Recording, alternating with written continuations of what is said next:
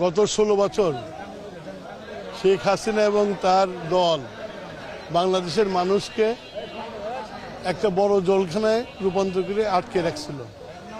আজকে মুক্ত বাতাসে মুক্ত হাওয়াতে আমরা যে আমাদের মায়ের ভাষা আন্দোলনের যে শহীদরা ছিল তাদের প্রতি শ্রদ্ধা জ্ঞাপন করতে পারছি।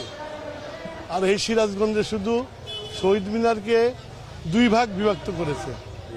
আমরা আজকে এখানে দাঁড়িয়ে আছে, এইটাই হলো আদি শহীদ মিনার, কিন্তু সেটা না করে আর একটা শহীদ মিনার বানিয়ে আজকে শহরকে দুইভাবে বিভক্ত করে দিয়েছে। ওরা বিভাজনের রাজনীতি করছে, কিন্তু দেশের মানুষ বিভাজনের রাজনীতি করে নাই। এক হয়ে আজকে মুক্ত হওয়াতে আবার সেই আগের মতো 21শে ফেব্রুয়ারি পালন করতেছে। 21 মধ্যে চেতনা, 21 মধ্যে বিশ্বাস, 21 মধ্যে বিশ্বাস, ভুলি নাই ভুলবো না, ভুলি নাই ভুলবো।